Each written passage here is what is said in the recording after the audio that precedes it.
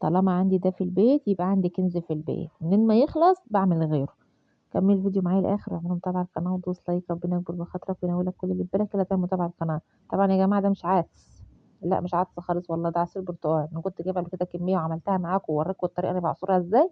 حتى لو ما عندكيش عصارة تقدري تعصريها على كوباية بس، وأنتِ بتجيبي البرتقان طالما عارفة إن أنتِ ما عندكيش عصارة، نقي البرتقانة الطرية شوية، يعني ما تجيبيش البرتقانة الجامدة، عشان الجامدة هتغلبِك في العصير ومش هتتعصر أوي، مش هتنزّل كل مَيّتها، نقي الطرية شوية.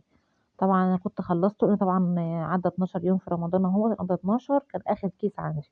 النهارده كان السوق بتاعنا بتاع الاتنين، برضه جِبت كمية تانية وقعدت عصرتها، باعبّيها بقى في أكياس وباحطها في الفريزر. أمّا بتنزنقي بتعمليها. طبعًا عملت دوكها طبعًا الكمية ديكها، بس طبعًا عملت فيها أيام بلح وأيام فراولة، بس أنا ولادي بيفضّلوا عصير البرتقان أكتر من أي عصير، يعني بنعمل جوافة وبتاع بس ما لهمش قبول عليها قد كده. والسنة دي للأسف ما خزّناش مانجا، ما لحقناش نخزّنها أصلًا. كنا منتظرين إنها هترخص وغليت وما عرفناش نخزّنها.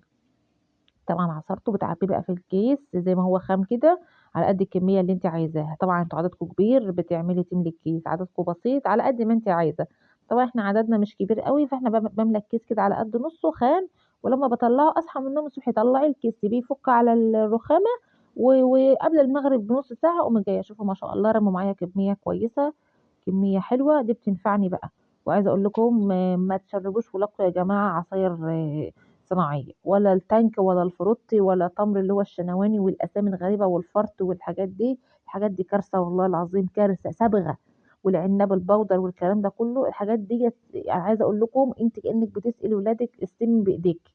يعني كوباية عصير من دي أو جوافاية أو برتقانة أو يعني بِلّي حبة كركديه، اعملي خروب، اعملي هاتي حاجات تانية، هاتي التمر اللي هو فيه النوى بتاعه ده واعمليه، إنما العصاير التانية دي ما تدخّليهاش بيتِك لو بتتشحّت، لو ببلاش كده.